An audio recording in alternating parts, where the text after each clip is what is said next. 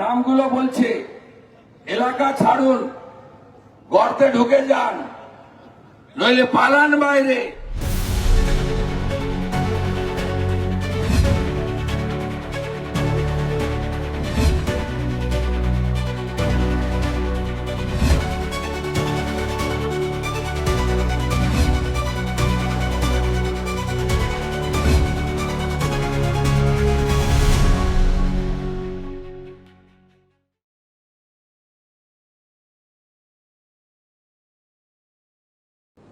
আপনারা জানেন ঘন্টা দুয়েক আগে এখানে পারমিশন পাওয়া গেছে।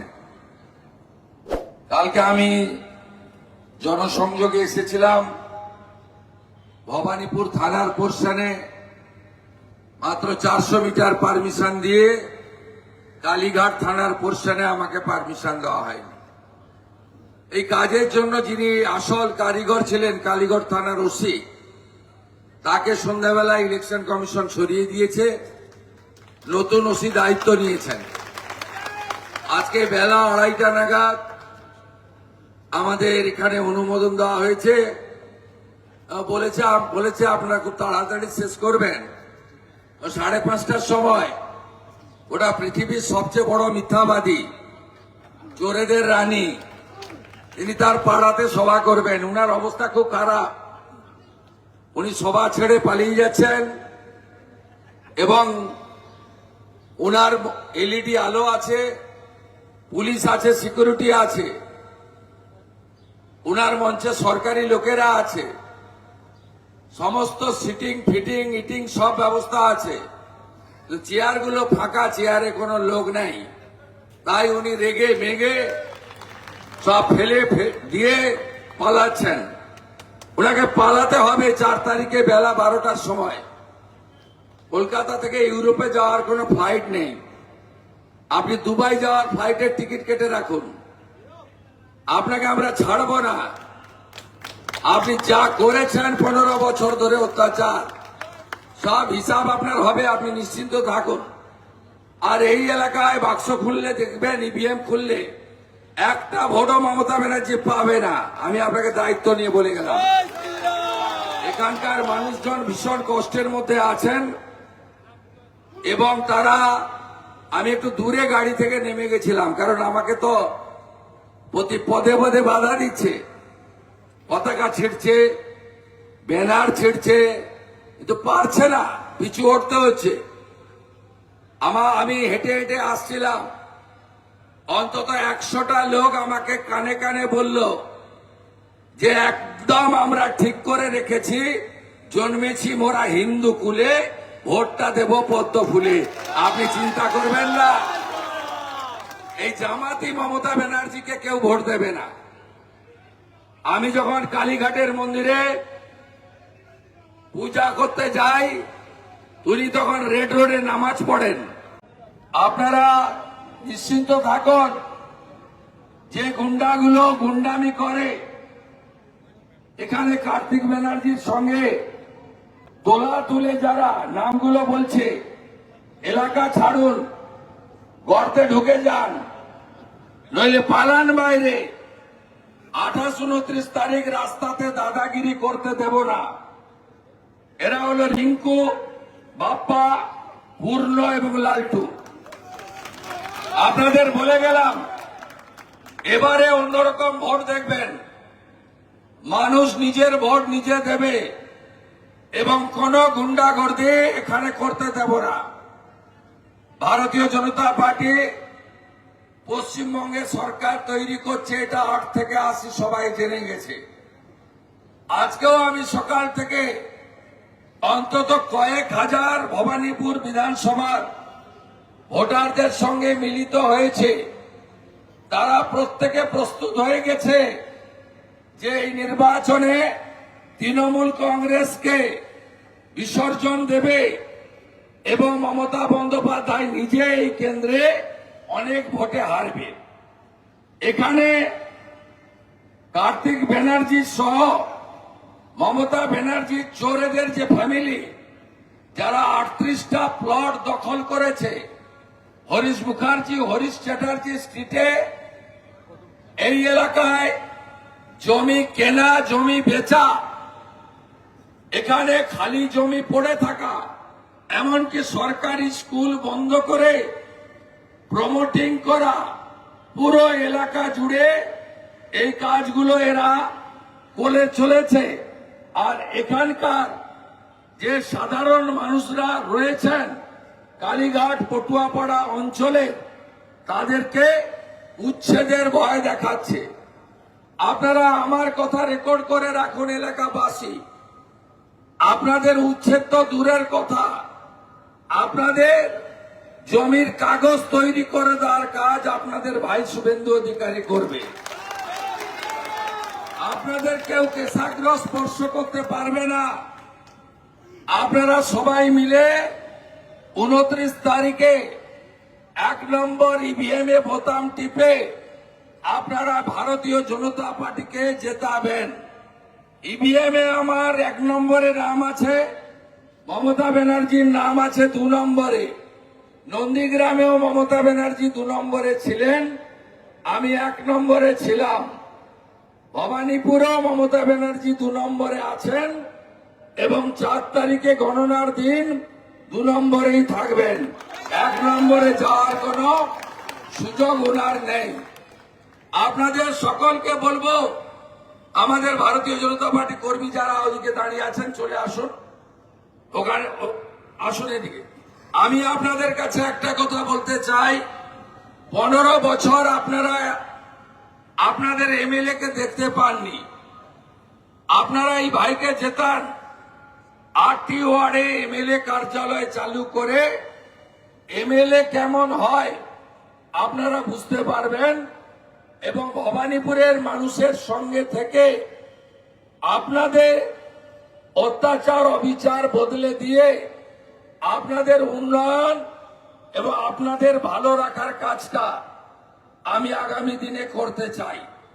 আপনাদের সকলকে আমি আশ্বস্ত করতে চাই যে ভারতীয় জনতা পার্টির সরকার পশ্চিমবঙ্গে যে চাকরি চুরির দুর্নীতি সহ যত দুর্নীতি হয়েছে, আরজিকর সহ যত মা বোনেদের উপর অত্যাচার হয়েছে, তার বিচার দ্রুততার সঙ্গে 6 মাসের মধ্যে করবে। পুলিশকে ক্যাডার বানিয়ে শান্তনু সিনহা বিশ্বাসদের মতো চোরেদের তোলাবাজদের দিয়ে পুলিশকে যে রাজনৈতিককরণ মমতা ব্যানার্জি করেছে, তার বাড়ির বাজার করানো থেকে শুরু করে যেভাবে পুলিশের অধঃপতন মমতা ব্যানার্জি ঘটিয়েছে, সেখান থেকে এই পুলিশকে ডিসিপ্লিন অর্গানাইজেশনে পরিণত করে আগামী দিনে ভারতীয় ন্যায়সঙ্গতা আইনকে সম্পূর্ণভাবে কার্যকর করব। এই এলাকায় যারা সরকারি কর্মচারী, শিক্ষক, অবসরপ্রাপ্ত পেনশনার্সরা থাকেন, তাদের প্রতি আমার আবেদন, ভারতীয় জনতা পার্টি এলে 45 দিনের মধ্যে 7ম পে কমিশন চালু করে এরিয়ার ডিএ প্রদান করা আমাদের দায়িত্ব। এই এলাকায় সরকারি স্কুলগুলো একদম বেহাল অবস্থায় আছে। আমি কথা দিয়ে গেলাম, সরকারি স্কুলগুলোকে আধুনিকীকরণ করার মধ্য দিয়ে বেসরকারি স্কুলে সমতুল্য করার দায়িত্ব আগামী দিনে ভারতীয় জনতা পার্টির সরকার করবে। আমি শুধু আপনাদের কাছে বলবো, মমতা বন্দ্যোপাধ্যায় এই নির্বাচনে হারতে চলেছেন। কেন হারতে চলেছেন? শুধু ভবানীপুর নয়, গোটা রাজ্যে গত 15 বছর ধরে যেভাবে বাংলাদেশি মুসলিম অনুপ্রবেশকারী ঢুকিয়ে তিনি জনবিন্যাস বদলে দেওয়ার কাজ করেছেন, যেভাবে লক্ষ লক্ষ হাজার হাজার ছেলে মেয়ের চাকরি চুরি করে আজকে শিক্ষিত বেকার যুবক যুবতীদের পথে বসিয়েছেন, যেভাবে RG Kar, Kasba law college, Durgapur medical college সহ কোন মা বোন বেটি এই রাজ্যে সুরক্ষিত নয়। আজকে মুখ্যমন্ত্রী নিজে প্রকাশ্যে দুর্গাপুর মেডিকেল কলেজের ঘটনার পরে বলেছিলেন মহিলা যেন রাত্রে না বেরোয়। এই জায়গা থেকে বাংলাকে বের করে আনতে গেলে ভারতীয় জনতা পার্টিকে জেতাতে হবে এবং ভবানীপুর বিধানসভা কেন্দ্রে আপনারা বিজেপি প্রার্থী হিসেবে আমাকে আশীর্বাদ করবেন। আমি সমগ্র হিন্দু সমাজকে বলবো, মমতা বন্দ্যোপাধ্যায়ের আমলে পশ্চিমবাংলায় যেভাবে হিন্দু নির্যাতন হয়েছে, হিন্দু দেবদেবীর উপর আক্রমণ হয়েছে, হিন্দুরা ধর্ম পালনে ব্যাঘাত ঘটানো হয়েছে, এর প্রতিবাদ 29 তারিখে বিএনএ করতে হবে। 47-এ আমরা দেশ ভাগের সময় হিন্দু পলায়ন দেখেছিলাম, আবার দেখলাম মুর্শিদাবাদে 1.5 বছর আগে যখন মুর্শিদাবাদে ধুলিয়ান শামসেরগঞ্জের ঘটনা ঘটে, তখন বেদবোনা, জাফরাবাদ সহ 10টি হিন্দু গ্রামে হিন্দুদের এক কাপড়ে ফরাক্কা নদী পেরিয়ে বৈষ্ণবনগরে পালাতে হয়েছে।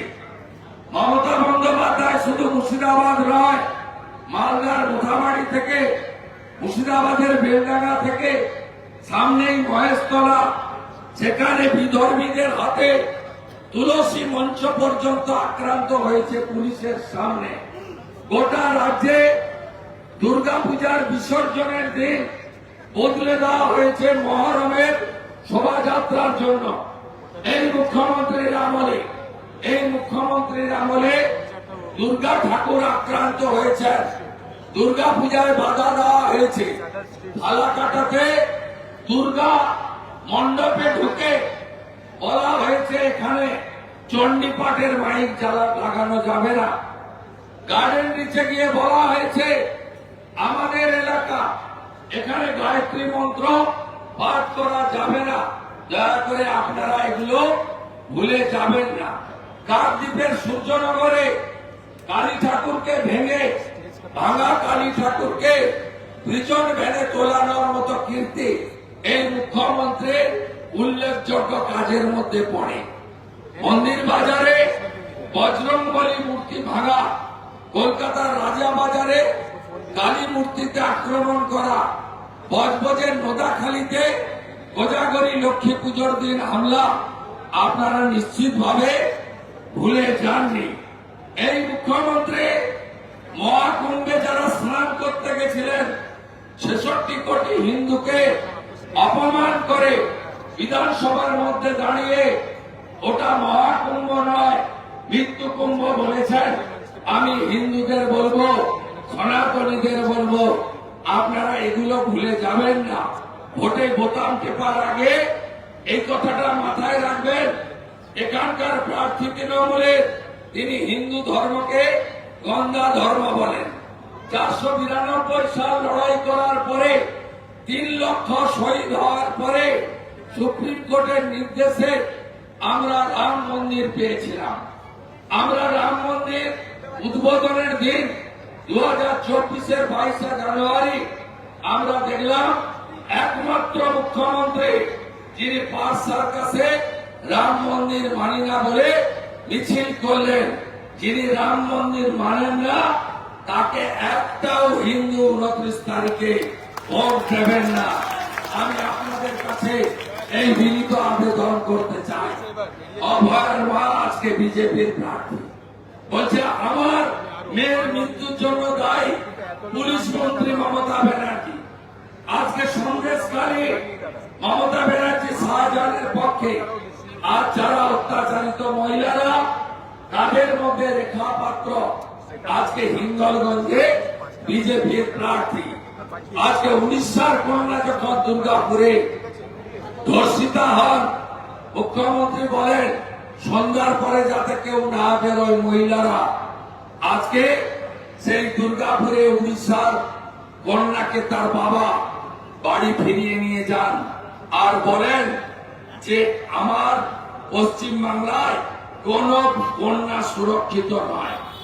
তাই মমতা বন্দ্যোপাধ্যায়কে একজন মহিলা ভোট দেবেন না। গত কয়েকদিন আগে নরেন্দ্র মোদীজি আমাদের দিদিদেরকে লোকসভা বিধানসভায় পাঠানোর জন্য 33% মহিলা সংরক্ষণ বিল এনেছিলেন।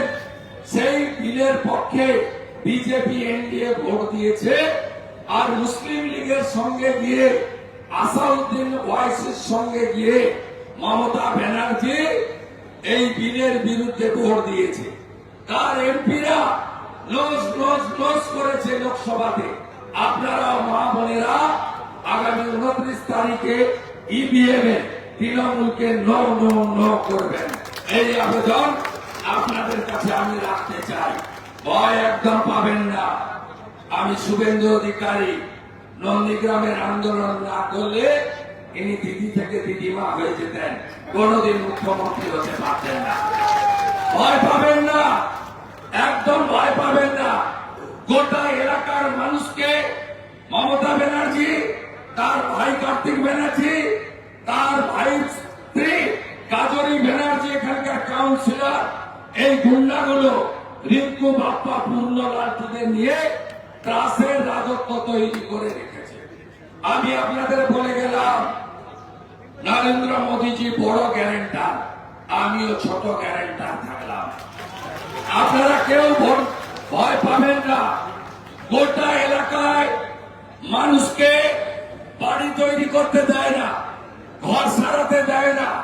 মুখ্যমন্ত্রী কেন এখানে থাকবেন? তার তো সৌজন্যতে 100 কোটি টাকা খরচ করে প্রাসাদের মতো গেস্ট হাউস বানানো আছে। এই এলাকার মানুষ পুলিশের অত্যাচার, নিরাপত্তার অজুহাত, গার্ডরেল আজকে চরম জায়গায় গেছে। এই পটুয়াপাড়া মূর্তির জন্য বিখ্যাত। এখানে মূর্তি কিনতে আসতে আর বের করতে কেউ পারে না, এত পুলিশি অত্যাচার। শাখারিপাটারও একই অবস্থা। কালীঘাটের পুরো নালা দখল করে নিয়েছেন। আপনি যা যা করেছেন এর উত্তর এই এলাকার জনগণ আগামী 29 তারিখ ইভিএম এ দেবে। আপনাদের সকলের আশীর্বাদ চাইছি। আপনারা জেতাবেন তো? বিজেপিকে জেতাবেন? বিজেপিকে জেতান। আমি কথা দিয়ে গেলাম, যত বেআইনি কাজ এই চত্বরে করেছে, সবকা সাথ সবকা বিকাশ তো হোগা, চোরেদের হিসাব কি হোগা, হিসাব হবে। আপনাদের সকলকে আমি অনুরোধ করব, আপনারা সবাই অনেকে দূরে দাঁড়িয়ে দাঁড়িয়ে বক্তৃতা শুনছেন, আমি দেখতে পাচ্ছি। অনেকে বাড়ির ছাদ থেকে বক্তৃতা শুনছেন, আমি জানি। অনেকের দেহ দিকে থাকলেও মনটা আমাদের দিকে আছে। আপনারা ওদেরকে চোখ মারবেন আর ভোটটা বন্ধ ভুলে দেবেন। 1 নম্বরে বোতাম টিপবেন। আর 29 তারিখ সব বুথে ঘুরে বেড়াবো, চৌকিদারের কাজ করব। এর আগে যেভাবে ভবানীপুরের ভোট দেখেছেন, এবারে সেভাবে ভোট হবে না, হবে না, হবে না। মমতা ব্যানার্জি 21-এ হেরেছে, 26-এও হারবে, হারবে, হারবে, হারবে। আপনাদের পরিশেষে বলবো, 15 বছর চোরকে দিলেন, 34 বছর বাম, 5টা বছর রামকে দেওয়ার বিনম্র আবেদন জানালাম। রাম রাজ্য চান তো? রাম রাজ্য চান? রাম রাজ্য চান? রাম রাজ্য চান তো? রাম রাজ্য যদি চান, বিজেপিকে ভোট দিন। 1 নম্বরে ভোট দিন। রাম রাজ্য চান তো সবাই? জয় জয় শ্রীরাম, জোর সে বলো জয় শ্রীরাম। ভোট দেবেন কোনখানে? ভোট দেবেন কোনখানে? 1 নম্বর বোতাম টিপে ভোট দিন। জোর দাঁড়াতে ভোট দিন, জোর দাঁড়াতে ভোট দিন, জোর দাঁড়াতে ভোট দিন। 1 নম্বর বোতাম টিপে ভোট দিন। সকাল সকাল ভোট দেবেন। আগে ভোট দান, পরে জল পান। এই চোরেদের কোন সুযোগ দেওয়া যাবে না। গ্রাম যদি 93% ভোট দিতে পারে, আপনারা শহরও 95% ভোট দিন। আপনারা 95% ভোট দেন। মুসলমানরা যদি 90% ভোট দিতে পারে, হিন্দুরা 95% ভোট দিন। সব হিন্দু এক, সব হিন্দু এক হয়ে গেছেন। এ লড়াই বাঁচার লড়াই, আর উদ্বাস্তু হব না, মোদিজিকে ছাড়বো না, ছেড়ে দিলে সোনার গৌর আর যে পাবো না। নরেন্দ্র মোদী জিন্দাবাদ, মোদীজি জিন্দাবাদ, মোদীজি জিন্দাবাদ, হিন্দু হিন্দু